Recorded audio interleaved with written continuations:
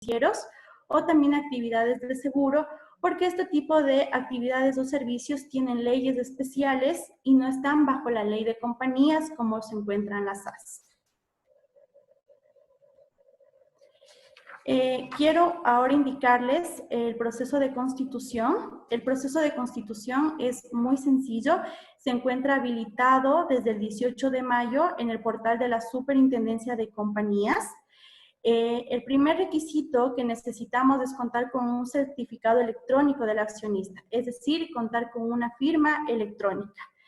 La firma electrónica ahora la podemos obtener en entidades como el Banco Central, el Registro Civil, el Consejo de la Judicatura y Security Data, por darles un ejemplo. El segundo paso es realizar una reserva de denominación, es decir, solicitar a la superintendencia que me apruebe el nombre que quiero darle a mi compañía. Y también me permite reservar el nombre para que otra persona no lo use mientras me encuentro en el proceso de constitución. La reserva de nombre está vigente un mes de manera general, entonces desde que yo reservo el nombre tengo un mes para terminar todo el proceso sin ningún inconveniente, pero también el portal de la superintendencia me permite renovar el plazo de vigencia si por algún motivo me he demorado en este proceso. Hay que hacer una elaboración del estatuto social. Este estatuto social debe contener los requisitos mínimos que cualquier contrato de sociedad exige. Por ejemplo, el lugar y fecha de celebración del acto, nombre, nacionalidad, número de identidad, estado civil, correo electrónico o domicilio de los intervinientes. Aquí también les quiero mencionar que pueden intervenir en este tipo de sociedades tanto personas naturales como personas jurídicas. La razón social, que obviamente es la denominación que yo pretendo darle. El domicilio de la compañía, el domicilio se refiere a la jurisdicción donde va a funcionar. Por ejemplo, si va a funcionar en Quito, en Cuenca, en Ambato, o en Guayaquil, o en cualquier otro cantón de la República. Hay un tema aquí importante y es que si es que yo como accionista aporto el capital en bienes inmuebles, aquí sí debo realizar la constitución mediante escritura pública. ¿Por qué?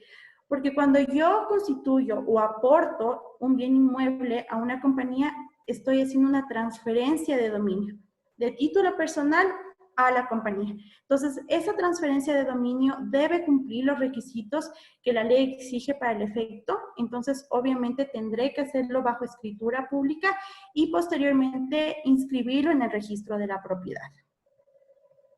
La indicación de los acuerdos a los que han llegado los socios, como ya les di un ejemplo, la restricción de las acciones. También pueden llegar a acuerdos sobre la forma de administrar, sobre la forma de ejercer control, sobre la forma de tomar decisiones en la Junta, sobre las normas de reparto de utilidades. O sea, la ley en eso me permite que los socios creen su propia legislación interna que regirá a la empresa. Una vez que yo elaboro mis estatutos, también elaboro los nombramientos, es decir, a quién le voy a nombrar como administrador. Por lo general, los cargos son de gerente y presidente, pero esto no es algo fijo. Yo puedo, por ejemplo, poner un presidente ejecutivo, un vicepresidente ejecutivo, cualquier otro nombre. Obviamente tengo que determinar quién ejercerá la representación legal. Una vez que tengo todos estos requisitos, procedo a solicitar la inscripción en el registro de sociedades de la Superintendencia de Compañías. Y después que la Superintendencia de Compañías hace una evaluación, determina que todo está correcto y aprueba ya la constitución de la compañía, se procede a obtener el registro único de contribuyentes ante el SRI y con eso finaliza el proceso de constitución y la sociedad ya está lista para iniciar su operación económica. Es importante mencionarles que cuando se hace el aporte en numerario o en dinero, la ley me exige que tenga un plazo de 24 meses para depositar ese dinero o ese aporte de capital en una cuenta bancaria a nombre de la compañía. Como resumen, podemos decir que esta nueva figura jurídica permite a las personas crear estructuras societarias que se ajusten a sus necesidades o a su proyecto empresarial. También hace posible el crecimiento de los emprendimientos y también el crecimiento o el desarrollo de los patrimonios familiares. Como les había comentado, estadísticamente se dice que el 90% de las empresas aquí en Ecuador son de carácter familiar. Por lo tanto, esta figura societaria se adapta y es una herramienta muy útil para este tipo de sociedades porque pueden permitir la incorporación de protocolos de ingreso y salida de accionistas, derecho de minorías o mayorías, normas de buen gobierno corporativo y demás protocolos familiares que los accionistas quieran tener. Eso ha sido un breve resumen. En la rueda de preguntas les contestaré cualquier inquietud adicional que tengan al respecto. Ahora voy a dar la palabra a mi compañero Diego Sierra, quien les va a hablar del tema del régimen de microempresas. Buenas tardes con todos. Muchas gracias, Deli, por tu excelente aporte. Sí, me confirman, Eli, porfa, si está ahí la presentación, creo que sí. Sí, Diego, sí se ve la presentación. Muchas gracias. Bueno, buenas tardes con todos. Para mí es un placer, esperando que todos se encuentren muy bien junto a su familia y esperando que sus negocios por lo menos se encuentren estables en esta época que estamos pasando. Bueno, yo les voy a hablar acerca del nuevo régimen impositivo para microempresas, de un nuevo régimen bastante polémico que ahora con el reglamento de la Ley de Simplificación y Progresividad Tributaria trajo nuevos aditamentos de los cuales sí tenemos que nosotros poder conocer a profundidad. Y el tema de la vigencia de la ley aquí es muy importante y cuáles son los requisitos de ahora en adelante que vamos a tener. Muchos se han preguntado, bueno, ¿y ahora cuándo voy a declarar? ¿Cuándo no voy a declarar? ¿De qué forma lo voy a hacer? Etcétera. Y cuáles son las herramientas para las cuales me va a impulsar el tema del servicio de rentas internas. Empecemos, la base legal. La base legal, todo empezó con la Ley Orgánica de Simplificación y Progresividad Tributaria, que obviamente hizo una inclusión de un nuevo régimen a la Ley de Régimen Tributario Interno. Se emitió el reglamento a la Ley Orgánica de Simplificación y Progresividad Tributaria, obviamente el cual modificó no solamente el reglamento a la Ley de Régimen Tributario Interno, sino que modificó otro tipo de reglamentos, el impuesto a la salida de divisas, el impuesto el reglamento a comprobantes de venta, etcétera. Es muy preciso que tengan conocimiento sobre los nuevos cambios que se vienen. Y vamos a conversarlos, vamos a impartirlos en esta charla ciertas cosas que igual tienen afectación con este nuevo régimen. El reglamento de inversiones del Código Orgánico de la Producción, en el cual establece cuáles son las microempresas, el reglamento de comprobantes de venta, ya lo vamos a ver cuáles son los cambios significativos, las normas para aplicación del régimen impositivo para microempresas, que salió a inicios de año, y la presentación del anexo transaccional simplificado. Perfecto. Ahora, es muy importante conocer qué es un régimen de microempresas, quién la regula y el alcance que tiene este nuevo régimen. Esto básicamente está dado por el reglamento ALCOPSI, en el cual establece que una microempresa es aquella unidad productiva entre 1 y 9 trabajadores y un valor de ventas o ingresos brutos anuales o menores de $300,000. Es preciso que ustedes tengan conocimiento del alcance de lo que tiene que ver el régimen de microempresas y que ahora el Servicio de Rentas Internas va a considerar todos estos aspectos, vamos a ver más adelante, en los cuales va a depender su inclusión, su exclusión y en qué tiempo usted va a estar o va a dejar de estar en este régimen. También tiene un alcance a la Ley Orgánica de Emprendimiento e Innovación que fue publicada en el Registro Oficial número 151 el 28 de febrero del año 2020. Este nuevo régimen tiene un alcance para personas naturales ecuatorianas o extranjeras residentes fiscales en el Ecuador, a las sociedades residentes fiscales en el Ecuador o establecimientos permanentes de sociedades extranjeras.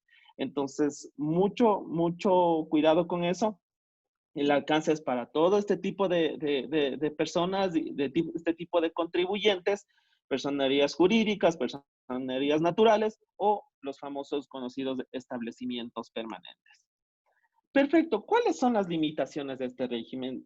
Ya hemos visto, si yo tengo de 1 a 9 trabajadores, $300,000 en ingresos brutos o que sean provenientes de la ley de innovación.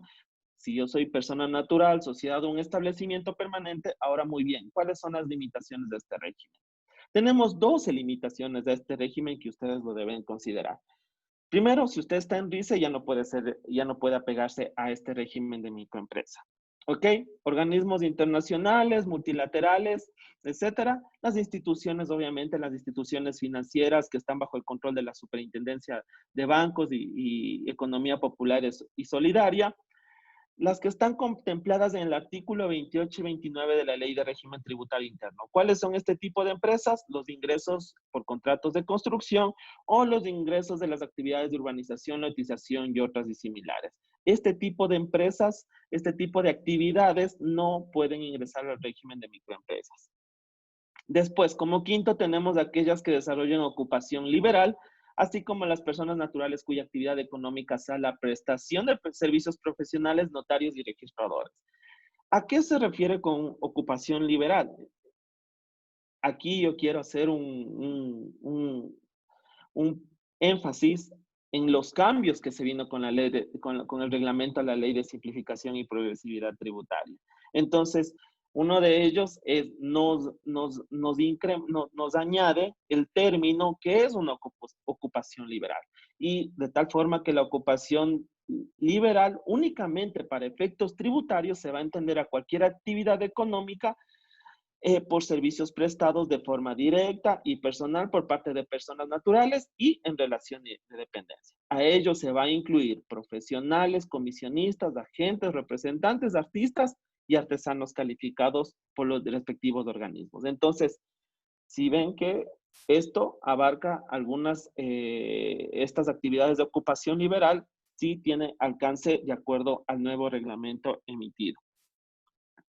El número 6, aquellas que desarrollen prestaciones de servicios de transporte tampoco pueden acogerse al régimen de microempresas. Los contribuyentes que obtengan exclusivamente ingresos bajo relación de dependencia tampoco se incluirán. Los contribuyentes que tengan ingresos sujetos al impuesto a la renta único, las que sean exclusivamente rentas de capital, incluidas las sociedades tenedoras de acciones, por exploración, explotación y transporte de recursos naturales, ingresos de transporte internacional, las aerolíneas y las comercializadoras de combustible. Son 12 limitaciones al régimen en las cuales no podrían ingresar. Ahora, bien, las inscripciones de los nuevos contribuyentes. Muchas de las preguntas dicen, bueno, ¿y qué pasa si yo me inscribo en este nuevo régimen? ¿Desde cuándo? ¿Desde hoy? ¿Desde el siguiente día hábil o desde el próximo año? Vamos, toda persona natural, primero partamos de las personas naturales, toda persona natural, ecuatoriana o extranjera, residente fiscal en el Ecuador, debe sujetarse al régimen impositivo de microempresas, para lo cual, sí, ustedes deberán inscribirse en el mismo e iniciará con su actividad económica con sujeción a este régimen, para lo cual, ojo, para lo cual, al momento de la inscripción en el RUC, a ustedes les van a solicitar cuántos empleados van a tener a cargo, cuáles son su estima, sus ingresos, cuáles estiman sus costos y gastos. Eso está en la nueva ley, en la cual indica que el funcionario tiene la obligación de solicitar todo este tipo de información para ver si usted cumple en este nuevo régimen o no. ¿Qué pasa con las sociedades? Las sociedades que se inscriban en el RUC van a iniciar su actividad económica con su gestión al régimen general. Ojo, las nuevas sociedades, las que se inscriban en el RUC, primero van a pasar al régimen general. ¿Hasta cuándo? Hasta cuando el Servicio de Rentas Internas efectúe su debida inclusión de oficio. No van a hacer un cuestionamiento. Ya vamos a ver después cómo ustedes pueden apelar eso o cómo ustedes pueden debatir la decisión del Servicio de Rentas Internas. Pero La inclusión será de oficio, no va a solicitar una pregunta a usted si está o no está de acuerdo, simplemente se lo va a ingresar. En ese momento, usted, en ese instante, va a pasar al nuevo régimen de microempresas. Mientras tanto, hasta que no salga el catastro con su inclusión, usted permanecerá en el régimen general. Obviamente, hasta que se compruebe que usted tiene todos los requisitos para hacer un régimen de microempresa. ¿A qué se refiere la inclusión de oficio? El servicio de rentas internas, sin necesidad de una comunicación, mediante una publicación del catastro o actualización del RUC, que usted lo realice, va a incluirle en este régimen. Entonces, no va a solicitar un oficio, no va a llegar una notificación indicándole que usted ahora va a pasar al nuevo régimen. Claramente es la ley, sin necesidad de comunicación, usted podrá ser incluido en este régimen. Para lo cual es preciso que usted revise los nuevos catastros que ha emitido la Administración Tributaria. Ahora bien, todo esto sí tiene un problema en el cual salió un catastro en enero, otro salió en febrero, otro salió en marzo, otro salió en abril, en mayo, etcétera. Entonces, estamos en constante cambio de los catastros. Entonces, muchas de las personas se preguntan, ¿y desde cuándo aplico el régimen? ¿Qué hago con los impuestos retenidos y percibidos? ¿Cuándo los pago? No había normativa hasta ese instante. Pero ya vamos a ver cómo lo deben. Incluso llegó a cuestionarse el tema del ATS, si debían o no presentar. Pero por el momento está regulado. Cuando usted realiza una actualización del RUC, se acerque y digan, yo necesito acogerme al régimen de microempresa, el SRI va a corroborar la información y les dirá, usted se incluye en este nuevo régimen y va a ser sujeto a partir del primer día fiscal siguiente al de su inclusión. No inmediatamente, sino que tendrá que esperar hasta el siguiente ejercicio fiscal para poder sujetarse a este nuevo régimen. Obviamente, tiene toda lógica porque hay empresas en las cuales sí pueden beneficiarse de eso y querrán acogerse a este nuevo régimen para tributar menos en el 2020. Pero ya vamos a ver hasta qué alcance tiene. ¿Qué pasa si usted suspende el RUC? Si usted suspende el RUC y en el mismo periodo fiscal reinicia las actividades, no hay ningún problema, no va a perder esa categoría. Usted todavía seguirá en el régimen de microempresa. Pero si reinicia un ejercicio fiscal diferente, primero deberá cumplir las condiciones de ser microempresa. Mucho cuidado con eso. Si usted en el mismo periodo fiscal suspende y reinicia, no hay ningún problema. Pero si cambia el ejercicio fiscal siguiente, deberá contemplar los resultados del año anterior para ser considerado como microempresa. Muy bien, ahora, ¿qué pasa con el catastro? El famoso catastro que está publicado en la página del Servicio de Rentas Internas. Los contribuyentes publicados en el catastro, en la resolución de febrero, indica que serán sujetos a partir del mes de febrero del año 2020 y las obligaciones atribuidas de este régimen serán aplicables a partir de dicho periodo fiscal. Eso es con la nueva promulgación de la ley, antes que salga el reglamento, con la ley. Y obviamente el Servicio de Rentas Internas deberá publicar en su página web hasta el mes de septiembre de cada año. Es decir, como ya tenemos una normativa expresa, hasta el mes de septiembre de cada año, el Servicio de Rentas Internas deberá publicar las inclusiones o exclusiones de este tipo de régimen. Y como les había comunicado, la inclusión o exclusión de oficio se sujetará sin necesidad de una comunicación previa al contribuyente. Si usted se encuentra en un ciclo preoperativo, usted deberá analizar su operatividad de la compañía y usted dice, no, todavía no tengo ingresos grabados, o todavía no percibo esos ingresos, usted no va a encontrarse en el nuevo régimen de microempresas. Tácitamente lo que ha indicado la ley. Mientras usted esté en ciclo preoperativo, no podrá incluirse en un régimen de microempresa hasta que perciban los ingresos grabados y se ha publicado en el catastro. La impugnación. ¿Qué pasa si yo quiero incluir en el régimen o no deseo acogerme al régimen? Para lo cual usted tendrá 20 días desde que está publicado el catastro para impugnar a través de la vía administrativa que usted no está de acuerdo o de acuerdo a sus especificaciones técnicas no procede su inclusión. Como les indico, es en base a sus especificaciones técnicas. No, uno no puede decir, no, ¿sabe qué? No estoy de acuerdo porque financieramente no me conviene estar o no estar. Si tiene los ingresos y si tiene el número de trabajadores, obviamente sí deberá sujetarse a ese nuevo régimen. Caso contrario, si no los cumple, si usted tiene toda la técnica, usted podrá impugnar. Ahora, esta impugnación también es susceptible si la administración tributaria se mantiene en que no procede su inclusión o exclusión, usted podrá apelar mediante vía judicial. Mediante vía judicial, pero hay que tomar en consideración que mientras usted, pongamos el ejemplo, usted está incluido en el régimen de microempresas, hasta que no haya un pronunciamiento a favor suyo del SRI o una sentencia por parte del contencioso tributario, usted deberá permanecer en ese régimen. De igual forma, al revés, si usted cree que ya no debe incluirse, hasta que no haya un acto firme administrativo, hasta que no haya una sentencia del contencioso tributario, usted deberá permanecer en ese régimen. Ahora, es muy importante conocer que si usted está en el régimen y sale una sentencia, un acto administrativo 2 meses después de que usted no debería estar incluido en ese régimen, usted deberá cancelar de forma acumulada al mes siguiente los impuestos de IVA, por ejemplo, que dejó de pagar, porque ya vamos a ver en los plazos en los cuales se va a poder declarar. Entonces, mucho cuidado con eso.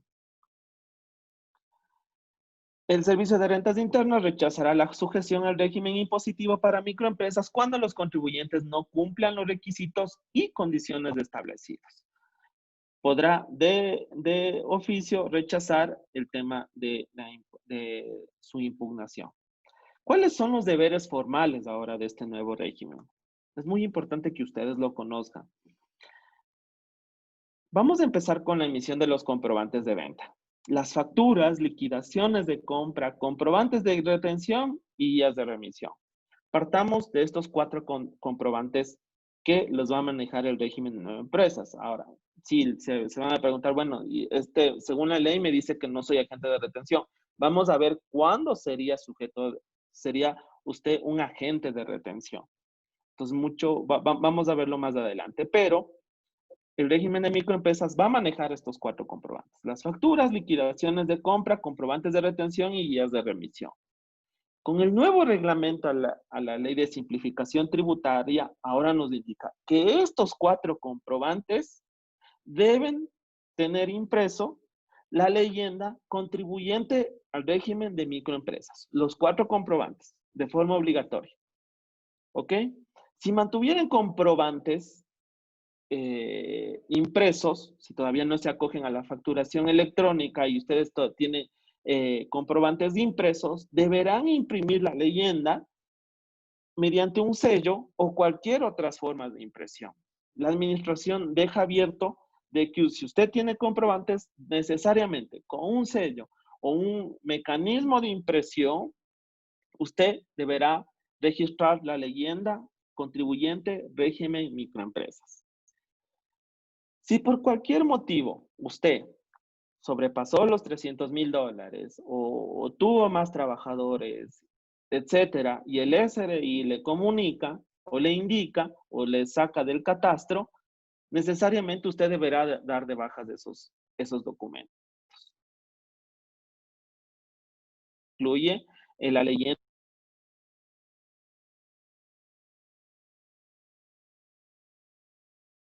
Si están en este régimen, deberán acogerse a todo lo que solicita el nuevo reglamento a la ley de simplificación que modifica el reglamento a la ley de régimen tributario interno.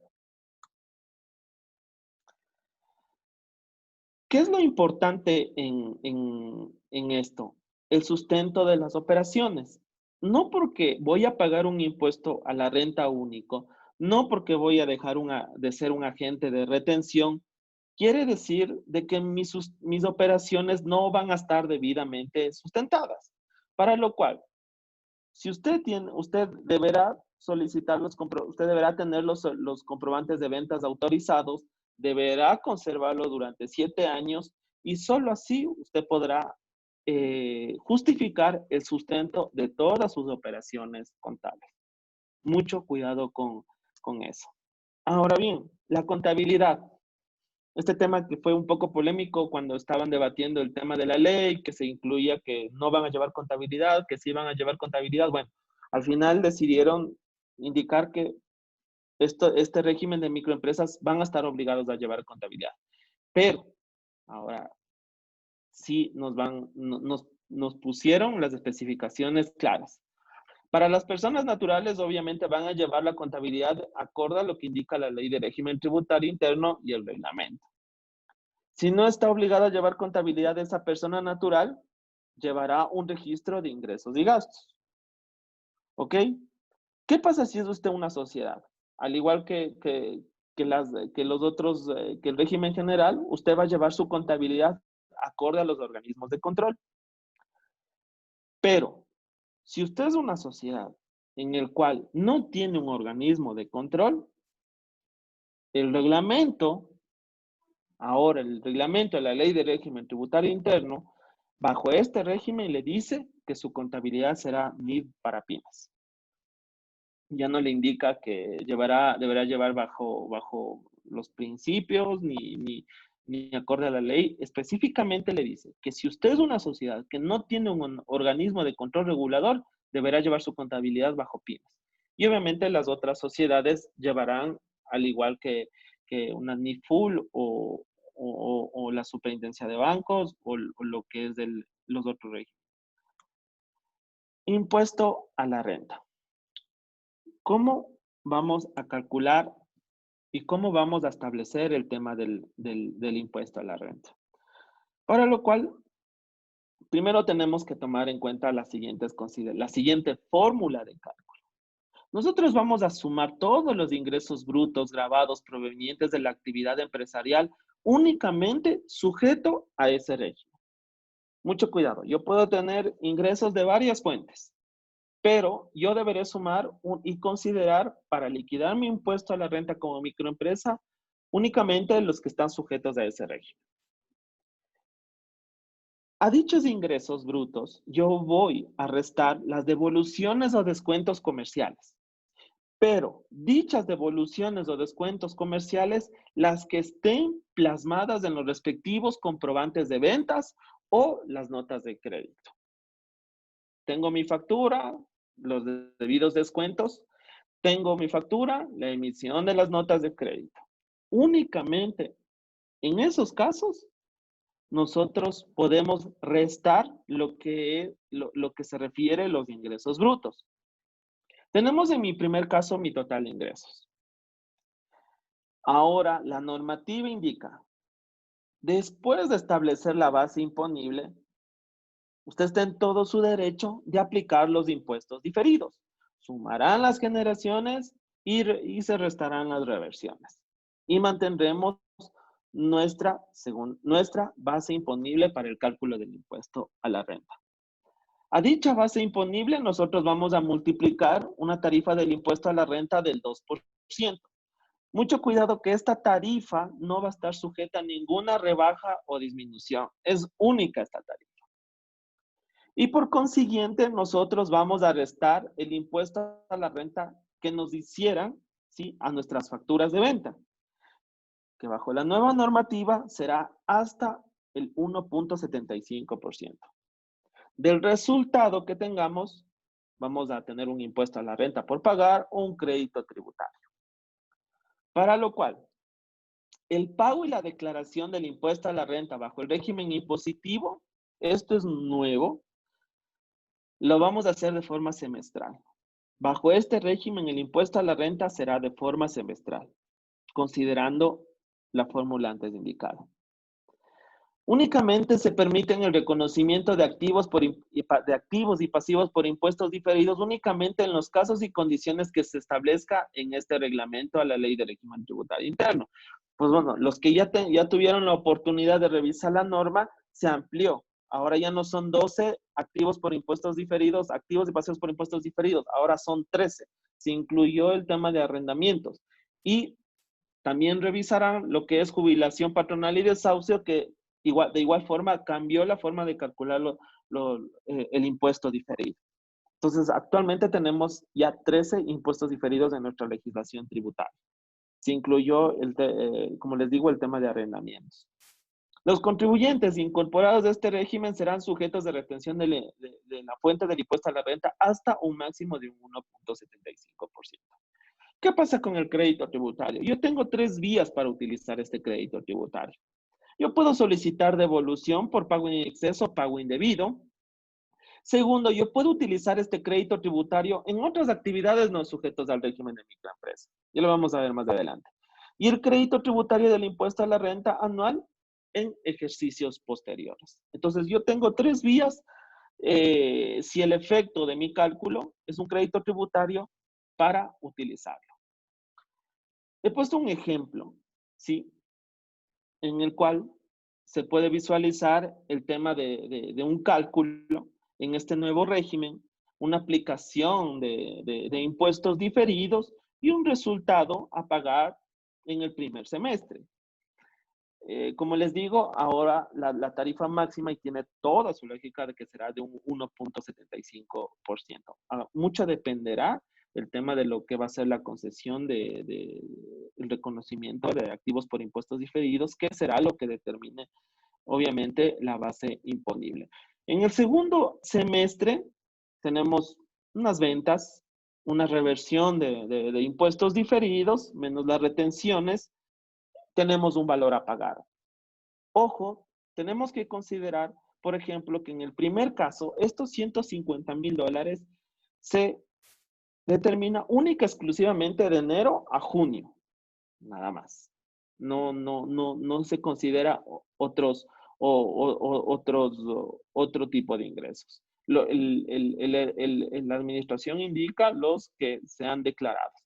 Y de igual manera, de julio a diciembre, únicamente de ese periodo. Nosotros podemos consolidar esta información y decir, bueno, sí, sumo mi total de ingresos, mis devoluciones, resto mis devoluciones y hago un consolidado de mis impuestos diferidos y obviamente tendré los valores a pagar. Los impuestos diferidos, como les había dicho, únicamente se van a reconocer los que están establecidos en el reglamento de la Ley de Régimen Tributario Interno. Entonces, en esta ocasión es un fácil reconocimiento. ¿Qué pasa cuando yo podría obtener un crédito tributario? Una empresa que empieza de enero a junio con unas ventas de $100,000, unas devoluciones de $5,000, pero cuando se cambió el régimen todavía tenía reconocidos impuestos diferidos, entonces tampoco es que se pierde ese derecho adquirido. Y tiene un reverso por $15,000, obviamente, su tarifa del impuesto a la renta menos las retenciones que le hubieran efectuado, tiene un valor a pagar de un valor a crédito de $150. De igual forma, en el segundo caso, tiene un crédito de $150. Al final, uno de los requisitos importantes para ser reconocido el crédito tributario por las 3 vías es que la declaración de los 2 semestres usted las tiene que consolidar de forma anual. Usted deberá consolidar de forma anual los 2 para poder reconocer los créditos tributarios. Entonces, al final del ejercicio fiscal, yo consolido y digo, bueno, tengo mi crédito tributario por $300. Vamos a la segunda vía. Al tener yo mi crédito tributario por $300, esta persona también tiene ingresos en relación de una persona natural obligada a llevar contabilidad, ¿sí? Puede también adicional tener ingresos en relación de dependencia. hay una simulación de gastos personales, etcétera, tiene un valor, un impuesto a la renta por pagar, se hace la retención de la compañía y aquí podemos aplicar las retenciones del régimen de microempresa. Y obviamente aquí se puede ver de que usted se puede utilizar este régimen, el crédito tributario, en otros regímenes o en otras actividades para deducirse el impuesto a la renta. Como les había indicado, usted va a poder solicitar el reclamo de pago indebido, pago en exceso, o podrá utilizar directamente el crédito tributario sin intereses en el impuesto a la renta anual que cause los ejercicios impositivos posteriores. Entonces, mucho cuidado con esto. Hay que manejarlo de forma, ver las simulaciones. Obviamente aquí van a saltar un montón de preguntas y qué pasa si tengo negativo. Ya dependerá de cada compañía los efectos, tanto de ingresos, bueno, las notas de crédito, eso es casi inamovible. De los cuales puede existir alguna modificación o cierto tipo de provisiones, es únicamente lo que está, y la ley claramente lo indica, lo que está sustentado en los comprobantes de venta. ¿Qué ingresos no se incluyen aquí? Las actividades sujetas al impuesto a la renta único, los que provienen de rendimientos financieros, la revalorización de activos, los ingresos por premios, loterías, rifas, los provenientes del exterior, pero siempre y cuando hayan sido sometidos a imposición en el otro estado. Esa es la condicionante. Estos ingresos no se incluyen siempre y cuando hayan sometidos en el otro estado. Los ingresos recibidos por herencias, legados y donaciones, dividendos, pensiones jubilares y los ingresos por enajenación ocasional de bienes muebles o inmuebles. Estos ingresos no se incluyen en este nuevo régimen. Agentes de retención. Quienes se sujeten a este régimen no serán agentes de retención, pero si usted tiene 4 de las siguientes transacciones, obligatoriamente deberá realizar el tema de la retención. Primero, si usted realiza transacciones de no residentes, paga una importación de servicio, usted paga un no residente, necesariamente usted deberá retener lo que es la tarifa, ya sea del 25, del 35%, con la retención del IVA. Si usted distribuye dividendos, obviamente deberá realizar la respectiva retención dentro de los cálculos que actualmente están vigentes. Obviamente, si tiene trabajadores y generan impuesto a la renta en relación de dependencia, también no deslinda su calidad de agente de retención y obviamente por retenciones de la fuente sobre pagos al exterior. Cualquier tipo de transacción que usted realice al exterior de carácter de servicios, obligatoriamente deberá realizar la respectiva retención de fuente IVA. ¿Qué pasa con el impuesto al valor agregado? El impuesto al valor agregado lo va a determinar el IVA en base a lo que actualmente está vigente. La Ley de Régimen Tributario Interno del artículo 52 al 74 y el reglamento del 140 al 196. Todas las condicionantes en lo que significa determinación del IVA se basará a lo que indique en ese régimen. Y que, por cierto, sí hay varios cambios importantes acerca del reconocimiento del crédito tributario. Obviamente, si la empresa decide reconocerse el crédito tributario por las importaciones o adquisiciones locales de bienes, materias primas, insumos o servicios, deberá estar soportado en sus comprobantes de venta. Y quienes se sujeten a este régimen no serán agentes de retención de IVA, excepto en lo que tiene que ver con la importación de servicios. ¿Cuándo se deberá realizar la declaración del IVA? Las declaraciones y pagos del impuesto al valor agregado se realizarán de forma semestral, obviamente atendiendo el 9º dígito del RUC. Únicamente en los casos de la provincia de Galápagos, las declaraciones serán hasta el 28 del mes siguiente, sin necesidad de atender el 9º dígito del RUC. ¿Cuáles son las generalidades del IVA que debemos considerar?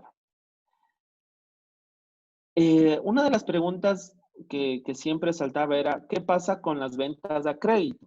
Ya se pronunció la administración. Van a declarar y pagar las ventas que se hayan concedido en el plazo de un mes o más para el pago en la respectiva declaración semestral del periodo correspondiente.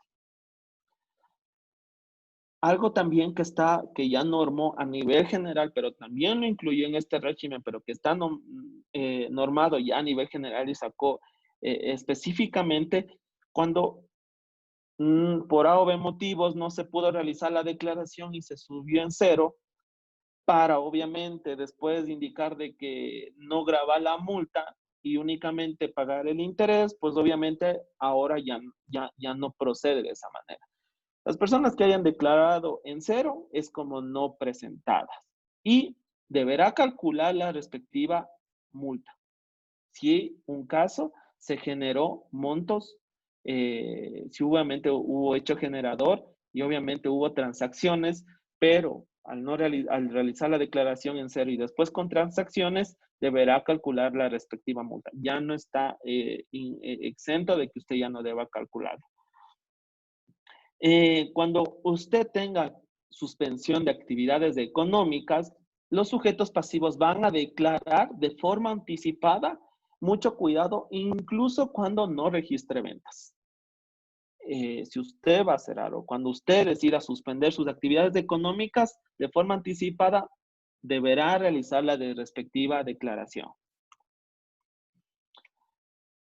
Bajo la nueva ley, nos indica que usted va a poder presentar las declaraciones de IVA de forma mensual y se va a poder acoger al 9º dígito del RUC. Pero si usted realiza la declaración mensual, deberá necesariamente mantenerse durante todo el ejercicio fiscal bajo esa modalidad.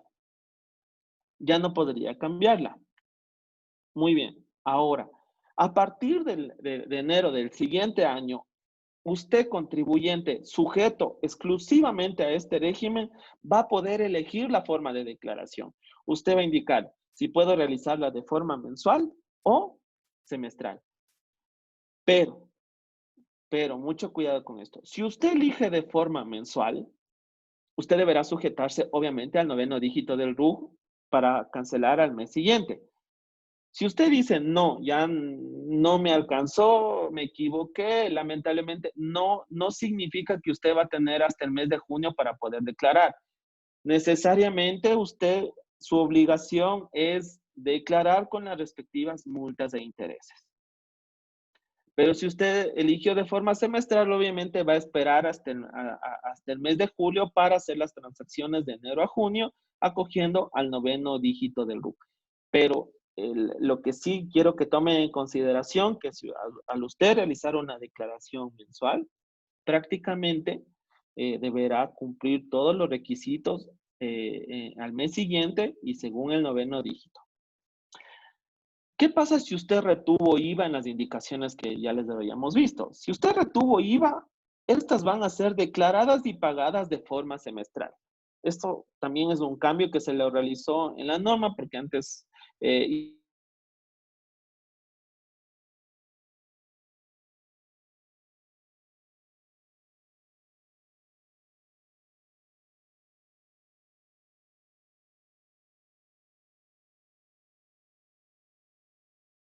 impuestos a los consumos especiales, obviamente, van a seguir teniendo la misma declaración de forma semestral en los que sean sujetos a este régimen.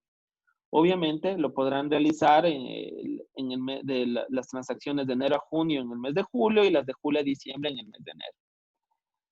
¿Qué pasa en el caso del anexo de ICE de este régimen? En el caso de ventas a crédito, el ICE se declarará y pagará en la declaración semestral del periodo correspondiente al que se produjeron dichas ventas. No podrá prolongarse más el tema de la declaración del ICE. Si usted, obviamente, si usted suspende sus actividades, los sujetos pasivos van a declarar de forma anticipada, incluso cuando no se hubieran generado ventas. Se va a poder presentar las declaraciones de ICE de forma mensual, igualmente acorde al 9º dígito del RUC y va a mantener durante todo el ejercicio fiscal. De igual manera, a este régimen que declare ICE, el contribuyente a partir de enero del siguiente año, usted va a elegir la forma de declaración, si usted quiere de forma mensual o si usted quiere de forma semestral. ¿Qué pasa con el anexo ATS y el anexo ICE? Pues bien, la presentación del anexo ATS, sí, también lo deberán presentar el régimen de microempresas. Y lo van a presentar la información de forma semestral, de igual forma teniendo el 9º dígito del RUC. Los de enero a junio presentarán en agosto y de julio a diciembre van a presentar en febrero. ¿Qué pasó en el caso de enero a junio del 2020 cuando no había normativa expresa sobre esto? Indica que el ATS que comprende entre enero y junio lo van a realizar hasta noviembre del año 2020, de acuerdo al 9º dígito del RUC. Entonces, como no existía normativa expresa, de igual forma lo van a declarar, tienen la oportunidad de declararlo hasta noviembre del año 2020.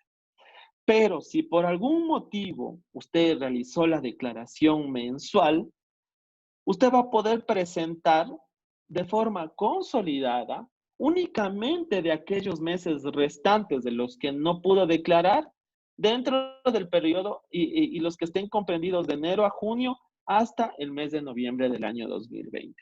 Entonces, no se preocupe por eso. Tienen las dos opciones. Si usted ya los presentó de forma mensual, no hay ningún problema. Pero, digamos, de enero a marzo y en marzo le sacaron del catastro, nuevamente le incluyeron, obviamente, dicen, no, ya no presenté. Usted puede presentarlo hasta el mes de noviembre del año 2020. De igual manera, en la presentación del anexo ICE, los contribuyentes van a poder presentar este anexo, los de enero a junio en el mes de julio y los de julio a diciembre hasta enero del próximo año. Obviamente, la norma ha indicado explícitamente que hasta que la administración tributaria realice todos los ajustes respectivos, el semestre de enero a junio del año 2020 lo van a realizar el anexo de ICE únicamente y en el mes de diciembre del año 2020, atendiendo obviamente el 9º dígito del RUC. Pero los que presentaron de forma mensual lo podrán realizar de manera consolidada de aquellos meses restantes, ojo, solamente de aquellos meses restantes en el periodo de enero a junio 2020 hasta el mes de diciembre, ¿ok? Y obviamente de julio a diciembre ya estará regulado en los sistemas para que puedan realizar la declaración normal. ¿Qué pasa con la exclusión de este régimen? El Servicio de Rentas Internas lo va a excluir siempre y cuando no cumpla o dejó de cumplir las condiciones previstas para ser reconocido como un régimen de microempresa. Mucho cuidado con eso. No quiere decir de que si mis ventas sobrepasaron o mis empleados sobrepasaron, ya todavía sigo estando el régimen. Tienen que estar atentos a los catastros porque ahora la administración ya tiene toda la información consolidada y con los nuevos anexos que puedan venirse, obviamente vamos a dar más información para tener un control sobre nuestros ingresos e incluso la información sobre los empleados. El tiempo de permanencia en este régimen es únicamente de 5 años, no más. Pero si la exclusión va a surtir efecto a partir del primer día fiscal, cuando usted haya sido, cuando usted ya no conste en el catastro. Únicamente ahí va a surgir en el siguiente periodo fiscal porque sus ventas sobrepasaron los $300,000, usted ya tuvo una nómina muy amplia. Salvo, y mucho cuidado con eso, salvo si usted tiene el control adecuado y usted diga, ya, el siguiente año voy a dejar de ser microempresa porque ya han transcurrido 5 años, por tal motivo, usted será objeto al régimen general a partir del día siguiente de que usted haya cumplido los 5 años. Cambia con el tema cuando usted es excluido, cuando dejó de cumplir. Y como lo habíamos indicado, cuando los contribuyentes soliciten la inclusión o consideren que no procede la inclusión o exclusión, podrán presentar su petición justificando objetivamente sus motivos en un plazo no mayor a 20 días contados a partir de la publicación de su catastro.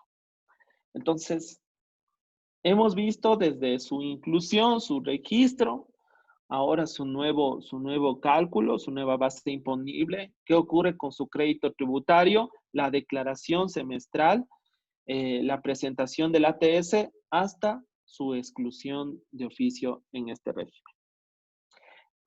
Eso es todo por mi parte. Creo que existen algunas preguntas, las cuales vamos a proceder a resolverlas. Gracias, Diego. Hay bastante inquietud de parte de la audiencia, entonces vamos a proceder a contestar rápidamente. Jimena Sanbulumbide nos dice, buenas tardes, para transformar una compañía anónima en SAS existe ya una normativa, y posterior hablaba también otra pregunta respecto a las compañías limitadas que necesitarían para transformarse en SAS. Y otra, Elizabeth, en la que si es que constituyes una SAS, después sí pueden transformarse en anónimas o limitadas. Claro, como les había explicado, sí hay la posibilidad de transformarse de un tipo de sociedad a otra. Entonces, las empresas que actualmente pueden ser sociedades anónimas o compañías de responsabilidad limitada no tienen ningún inconveniente en transformarse en una SAS de acuerdo a lo que establece la ley de compañías con respecto a la transformación del tipo de sociedades. No hay ninguna limitación, está contemplado ya en la ley de compañías. Y también puede ser al revés. Una SAS puede ahorita ya crearse y después de unos años transformarse en una sociedad anónima, por ejemplo, en el caso que quiera cotizar en bolsa, por ejemplo. Entonces, obviamente tendrá que cumplir, eso sí, las condiciones para ser una sociedad anónima. En este caso tendrá que hacerlo bajo escritura pública y inscribir en el registro mercantil. Las SAS pueden participar en el CERCOP, van a tener el CCO, podemos hacer negocios en el exterior y podemos ser tratados en el régimen de microempresas. El RUC, ¿con qué actividad podemos hacerlo? Ya que podemos tener múltiples actividades, o debemos ser específicos. Claro que las SAS pueden participar en CERCOP, las SAS pueden hacer cualquier tipo de actividad económica, al igual que una sociedad anónima o una compañía de responsabilidad limitada. No hay como limitación a esto, a excepción de las limitaciones que les indiqué en la exposición. El CCO lo van a obtener como lo obtienen ahora una sociedad anónima. O sea, el tratamiento de las SAS va a ser igual que cualquier compañía, incluso en el tema de obligaciones. Van a estar también sujetas a la presentación anual de balances, acta de junta ordinaria, informe, igual, si es que llegan a un punto en que sus activos superan los $500,000, van a tener auditoría externa. O sea, toda la normativa que rige en obligaciones también se atañe a las SAS. En eso no hay ningún inconveniente. También van a poder hacer negocios en el exterior. Con el tema del RUC, podrán poner la actividad económica a la que se van a dedicar, a pesar de que tal vez no esté especificado en su estatuto social. El tema de microempresas, bueno, eso lo puede desarrollar un poco más Diego, pero entiendo que sí van a entrar al régimen de microempresas por ser empresas nuevas. Sí, Eli, tranquilamente pueden ingresar en el nuevo régimen. Hay que considerar que el tema de la SAS es un tema más de tipo mercantil, sí, para su tratamiento, pero para temas tributarios, como ya les había indicado, primero las sociedades ingresan en el régimen general y después, bajo el catastro, serán incluidas. Si un concesionario decide transformarse en una SAS, ¿este podría dar financiamiento directo a sus clientes? Si lo hace actualmente, no veo por qué hay algún inconveniente en hacerlo cuando se transforme en una SAS. Lo que está prohibido, obviamente, en una SAS es hacer intermediación financiera, es decir, dar créditos financieros, pero bajo el régimen de un banco. Eso sí está prohibido. Prestación de dinero que está prohibido. Exactamente. De bancos a cualquier compañía. Exactamente. No solo a las SAS, sino también a todas. Los nombramientos, ¿quién los valida? Los valida el personal del registro de sociedades. Hacen un control de legalidad y posterior a eso inscriben los nombramientos. Si el accionista aporta $100, solo se hace responsable sobre el valor en caso de deudas o demandas. ¿Puede ser una sociedad anónima accionista de una SAS? ¿Aportes de bienes muebles se elevan a escritura pública o en el estatuto de la Constitución o la cesión? A ver, en el tema, a ver, en la primera La pregunta, responsabilidad de los accionistas. sí, la responsabilidad, como dice la ley, es de acuerdo al aporte que se haya realizado. Entonces, si el aporte es de $100, será eso. Obviamente hay temas de que si es que ya hay una demanda o se van a un órgano jurisdiccional, obviamente se puede levantar el tema del velo societario y serán responsables personalmente.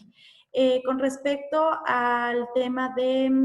¿Puede una sociedad anónima ser accionista de una SAS? sí, sí, sí, no hay ningún problema. La ley permite que los accionistas de una SAS sean tanto personas naturales como personas jurídicas. Cuando hay aporte de bienes hay que hacer escritura pública. Bueno, escritura pública se hace cuando hay aporte de bienes inmuebles y cuando es de aportes muebles no necesariamente se tiene que hacer bajo escritura pública. Nos averiguan sobre las ventajas y desventajas. Yo creo que la gran ventaja, me imagino que es el tema de la constitución rápida de la compañía y el conformar también cómo quiero administrar esa compañía, que ahora es muy Exactamente. respecto a si es que quiero tener un solo accionista, varios accionistas, si quiero tener accionistas con derecho preferente o no, si es que quiero un patrimonio familiar estructurar de alguna forma, pero de ahí las desventajas serían que son las mismas obligaciones que las otras empresas. Exactamente, o sea, las ventajas, como ya les había dicho, podría adicionar también que no, que cero costos, o sea, no pago costo de notaría, no pago costo de inscripción en el registro mercantil, lo cual también ayuda, ¿no? Porque hay veces mucha gente se limita a hacer una compañía por el tema de costos. Y claro, la desventaja es que justamente no tienen ningún, como que ningún privilegio ante la ley, ningún incentivo y también que, por ejemplo, no pueden cotizar en bolsa, sería otra desventaja también. ¿Hay algún incentivo fiscal para las SAS, Diego?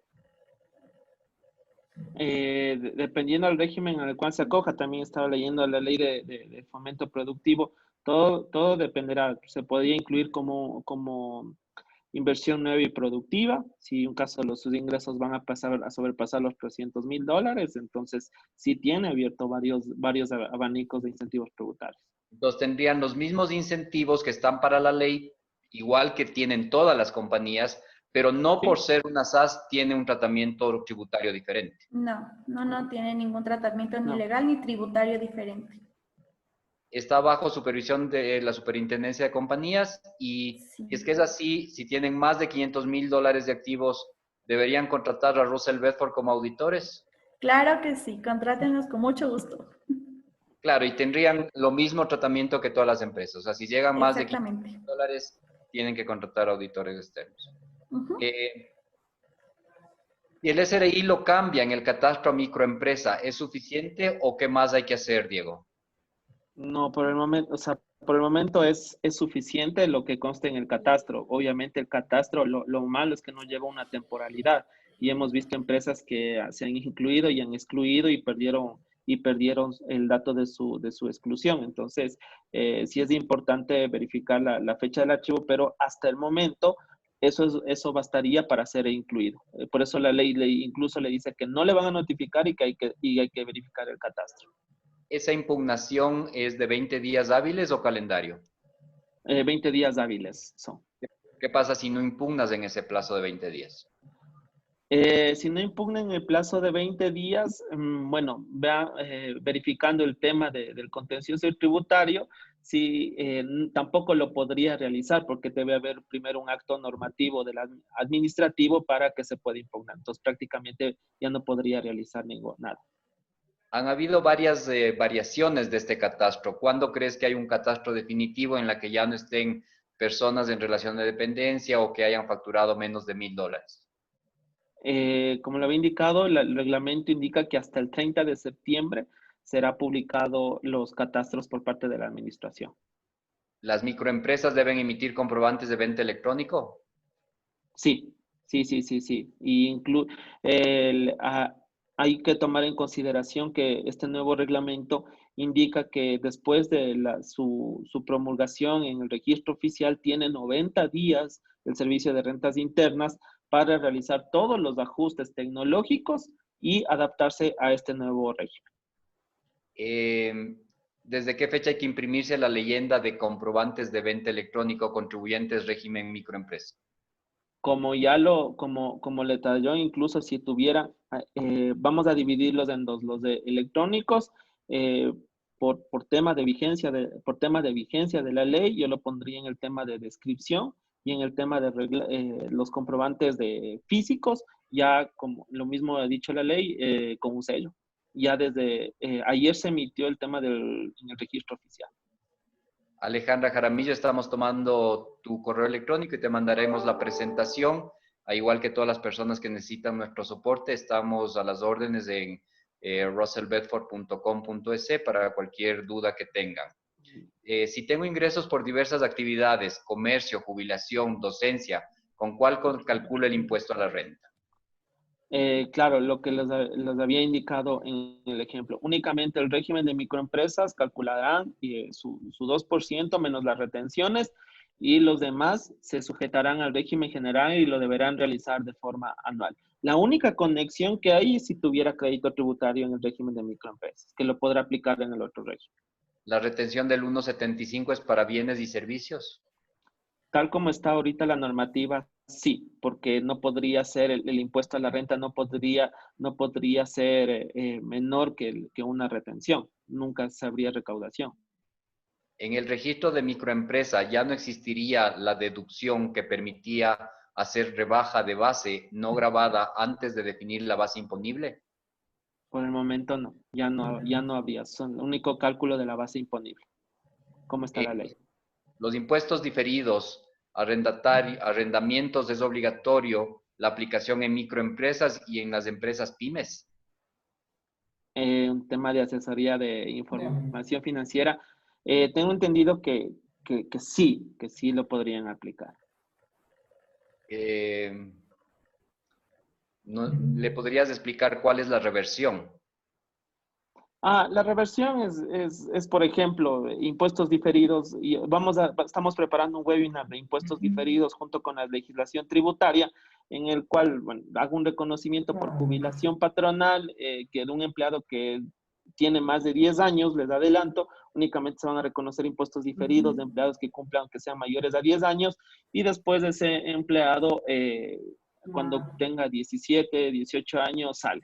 Entonces, por tal motivo, ya debo reversar ese impuesto diferido.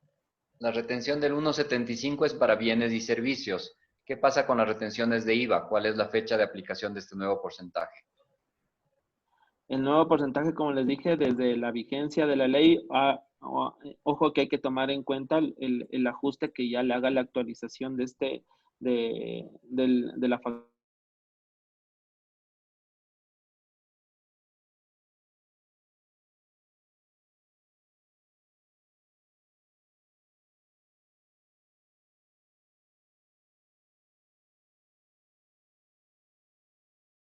La declaración era hasta julio, ya lo podrían hacer. Capaz que creo que va la pregunta en decir de que el impuesto a la renta, este impuesto a la renta semestral, obviamente como no había normativa expresa en el mes de julio, obviamente va a ser vigente para el siguiente semestre. Si soy exportador de servicios habitual, ¿igual aplico para este régimen? Si cumple los $300,000 y de 1 a 9 empleados, no habría problema. Y no se enmarca en las 12 causales de las limitaciones del régimen. ¿Qué se considera enajenación ocasional? Bueno, una venta que no sea habitual de sus negocios. Por ejemplo, las constructoras no pueden indicar de que son venta ocasional de bienes inmuebles. Entonces, si yo tengo soy un exportador habitual y vendo un bien inmueble, esa es una venta ocasional. No es parte de mi giro del negocio. Perfecto. ¿Las SAS se pueden constituir para actividades de construcción? Sí, no tienen limitación al respecto. Las únicas que ya les había mencionado, que es el tema de bursátil, seguros y financiero. ¿Existe alguna sanción para quienes, a pesar de estar en el catastro y cumplan las condiciones del COPSI, se mantengan en el régimen general?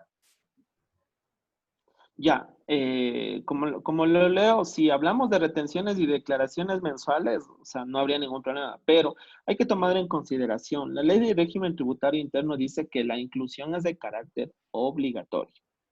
Entonces, el Servicio de Rentas Internas, al detectar que usted debería haberse acogido a ese régimen y usted se mantuvo en régimen general, ¿qué es lo que procede a hacer? Procede a hacer una reliquidación. Si sale valores a favor del fisco, le tocará cancelar bajo el nuevo régimen. Eso hay que tener mucho cuidado, que no es optativo, es de carácter obligatorio su inclusión. Las personas naturales no son agentes de retención. Deben hacer retenciones en pagos de regalías al exterior, pagos que son pagos por licencias anuales de sistemas o de software. Si es afirmativo, ¿cómo se debe hacer la retención en los pagos de servicios al exterior por parte de las personas naturales? A ver, las personas naturales, incluso las no obligadas a llevar contabilidad, son obligadas, sí, a actuar de agentes de retención. En lo que se refiere a pagos al exterior, deberán realizar la respectiva retención de impuesto a la renta y de IVA, hacer la liquidación de compras únicamente por esa transacción, ¿sí? Y deberá declararlo en el mes siguiente. Si hablamos únicamente que no, una persona natural no obligada a llevar contabilidad y que no está sujeto a este régimen. Y deberá presentar el ATS únicamente sobre esa transacción en el mes siguiente. Claro, para aclarar, tiene que hacer una liquidación de servicios al exterior y ahí se retiene el impuesto a la renta y se retiene el IVA. Sobre esos valores hace la declaración correspondiente. Y deberá verificar si aplica convenio o no de doble imposición. Sí. Para eso estamos en el Departamento de Impuestos prestos para ayudarles porque tienen algunos tratamientos Sí. específicos de este tema de qué porcentaje retengo, si es que tengo convenios de doble tributación o si esos pagos son a qué países. El formulario pago de impuesto a las rentas, ¿en qué formulario pago el impuesto a la renta semestral? Eso todavía está pendiente de verificar, como les dije, la normativa va a cambiar de aquí a 90 días, o sea, los formularios van a cambiar de aquí a 90 días y van a establecer los mismos. Si se declaró solo el ATS de enero mensual, ¿puedo presentar de febrero a junio en septiembre? Sí, eso lo prevé la norma. Lo de los únicamente de los meses restantes, incluso la norma dice que lo puede presentar de forma consolidada. ¿Conoce si el programa ATS se habilitará para realizar una declaración semestral o se realizará mes por mes de enero a junio? Sí, como lo había dicho, de enero lo va a hacer de forma semestral y para eso lo va a sacar el sistema de SRI. Si la microempresa emite documento preimpreso y ya tenía libretines previamente, ¿debe colocar algún sello indicando que está bajo régimen de microempresa? Sí, se lo había indicado, que deberán ubicar el sello o alguna forma de impresión régimen de microempresa. ¿Cómo se cancela el impuesto a la renta? Bueno, eso ya, el ingreso menos las deducciones, sumamos generación y restamos reversión de impuestos diferidos y se calcula el 2% sobre esa base imponible y restamos las debidas retenciones.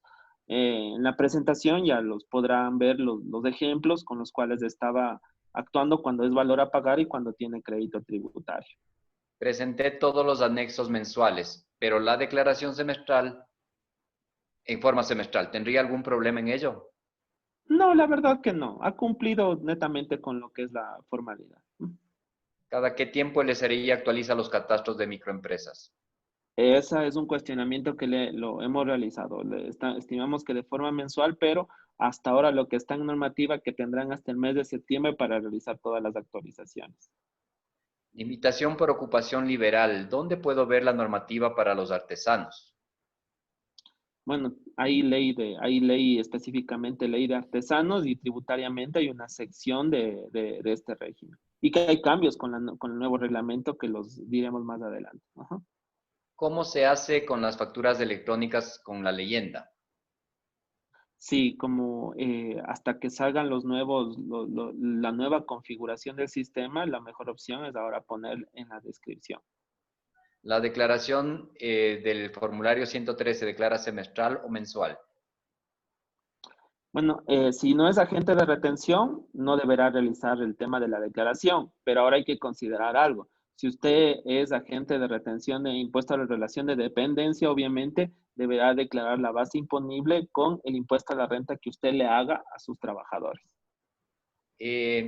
La siguiente pregunta sería de que cómo funcionan este tipo de empresas en relación a la ley orgánica de fomento productivo. ¿Pueden participar en las exoneraciones de impuesto a la renta? Sí, sí, no hay ningún problema. Como le dije, es netamente mercantil y podrá adaptarse de acuerdo a su constitución. Con respecto al pago y declaración semestral del impuesto a la renta, en este caso, era de realizarlo en el mes de julio. ¿Hay alguna multa o sanción? No, no, no, no. Por eso este reglamento que norma la declaración semestral del impuesto a la renta fue emitido, bueno, en decreto presidencial el 29 de julio, pero fue publicado en registro oficial, que es cuando verdaderamente ya tiene vigencia la norma el día de ayer. Entonces no hay ninguna multa ni nada por el estilo porque no estaba normado. ¿Una sociedad civil y comercial puede convertirse en SAS? No puede transformarse per se en SAS porque no están bajo el mismo régimen eh, legal, por así decirlo. Las SAS están controladas o están bajo la ley de compañías y la sociedad civil y comercial no. Entonces, lo que tendrían que hacer sería una disolución de la sociedad civil y comercial e iniciar desde cero una como SAS. Ese ¿Cuáles son sería los el proceso. ¿Cuáles son los nombramientos mínimos necesarios para una SAS? Como los nombramientos mínimos, O no. sea, ¿qué es lo mínimo que debe tener un gerente, un presidente, Ah, un... ya, ya. Claro, deben tener dos administradores. Siempre porque hay un representante legal, que es el principal, y un representante legal subrogante. ¿Cuál es la fecha de vencimiento para la declaración del primer semestre de impuesto a la renta de la microempresa? De acuerdo al noveno dígito del RU, conjuntamente con el IVA se va a realizar la declaración. ¿Qué pasa si no consto en el catastro de microempresas, pero por los ingresos y los empleados soy microempresa? ¿Aviso al SRI y cumplo las obligaciones como microempresa o sigo en el régimen general? Tal como lo había indicado, si usted de forma fehaciente en base a la técnica vista de microempresas y empleados deberá presentar el respectivo escrito. Bueno, por el tema estamos en pandemia, ya no por ventanilla, como lo especificaba la ley, pero un escrito en los correos electrónicos o mediante equipos. ¿Hay algún límite de activo para hacer una SAS? No, no hay ningún límite de activo. ¿Desde qué mes declaran los contribuyentes especiales con el decreto 1114? A ver, ahí sí quiero hacer una aclaración. Sí, en la ley especifica que según el noveno dígito del RUG, pero el reglamento indica que primero tienen que considerarse dos cosas: que le califique el servicio de rentas internas como un contribuyente especial, que será por dos modalidades: de forma general, sectorizándose según la actividad económica, o segundo, a través de una resolución sí, especial dedicada a cada compañía. Primero cumplimos eso y después el Servicio de Rentas Internas indica en el mismo reglamento que va a implementar un sistema especial para los contribuyentes especiales. Entonces, durante el mes de agosto todavía ustedes pueden ver en sus portales que van a declarar según el noveno dígito del lujo. ¿Qué pasa si tu estructura es una microempresa y te conviertes en una pequeña empresa, más de 9 trabajadores y más de 300,000 en facturación? ¿Ya no aplica la SAS? La SAS no tiene limitación de eso. La SAS puede tener cualquier monto. No hay que mezclar la SAS y la microempresa. Son dos Exacto, cosas. son dos diferentes. Las SAS se acogen exactamente igual a una sociedad anónima o una compañía limitada respecto a las obligaciones y declaraciones e impuestos a las que están sujetos. Respecto al régimen de microempresa, ¿qué pasa con la reducción de la base imponible del impuesto a la renta de una fracción básica que mencionaba el artículo 37 de la Ley de Régimen Tributario Interno a las sociedades consideradas como microempresa? ¿Es una contradicción entre leyes o cómo se trataría?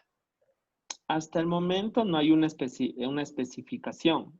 El SRI, mediante circular, de seguro lo va a arreglar esto. Si a mí no me aplica retenciones por ser exportador de servicios, 100%, igual debo aplicar este régimen cancelando el 2%. Por ejemplo, facturó 70,000 al año, pagaría 1,400, ¿no me sirve de nada los gastos? No, por el momento los gastos no sirven de nada en este régimen, pero obviamente tiene que verificar en su catastro si cumple, si ya fue incluido como régimen de microempresa.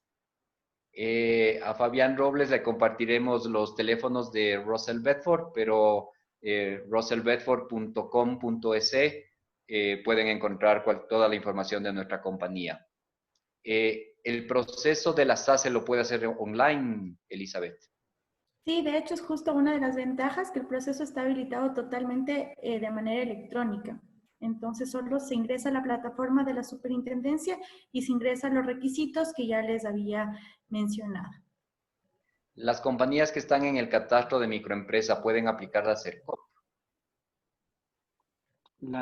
Sí, no hay, o sea, eso ya es otro tipo de requerimiento. Tributariamente puede realizar cualquier cosa. Una SAS podría funcionar como un holding y tener varias líneas de ingresos. No le encuentro una prohibición. Las prohibiciones solamente estaban en el tema del mercado de valores, seguros y actividades financieras. Entonces yo entendería que puede también ser una tenedora de acciones. No le veo un impedimento legal. Y más bien lo que está dando es mucha flexibilidad a lo que teníamos actualmente dentro de la ley de compañías. Y más bien cuando uno tiene un Exactamente. holding, puede tener identificado varios tipos de accionistas o una configuración en la que el holding saque en realidad provecho de una SAS. Se puede Exacto. hacer una SAS con una persona, Ujú. pero luego se abre el paquete accionario, ¿es posible hacerlo? Claro, se lo puede hacer a través de un aumento de capital y el aumento de capital igual puede ser a través de un documento privado, no necesariamente bajo una escritura pública. Y pueden ser socios esposos en una SAS. No, ahí sí es igual que cualquier otra compañía, hay una prohibición legal de que celebrar contratos entre cónyuges, entonces obviamente la sociedad es un tipo de contrato y por ende no podrían ser en el momento de la constitución. Tal vez después, si por ejemplo el otro accionista le transfiere las acciones al cónyuge, eso sí es posible. ¿Existe algún incentivo fiscal en el caso de aranceles si la empresa se dedica a importación o exportación? No, No, no existe ningún. Eh, no, se mantiene. la diferencia entre aporte de capital en la formación y flujo de caja para operar frente.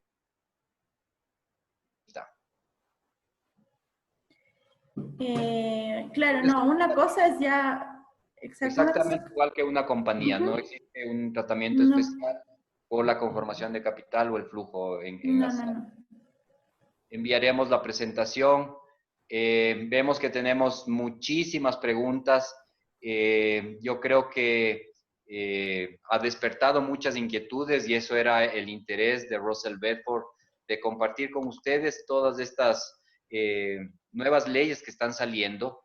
Y por favor, tómenos en cuenta. Estamos en más de 100 países, somos más de 90 profesionales aquí en el país y tómenos con cualquier duda que se quedó pendiente, llámenos que nuestro departamento legal y tributario estará feliz de atenderles. Gracias, Sandra, por la oportunidad de poder participar en esta capacitación y esperamos vernos pronto. Muchas gracias a todos los participantes que nos han acompañado hasta este momento y a ustedes, nuestros socios, la empresa Russell Bedford, por toda la información que nos ha brindado, muy interesante. Y bueno, será hasta la próxima. Gracias, una buena tarde. Muchas Hasta luego. gracias. Hasta Muchas luego. gracias, muchas gracias.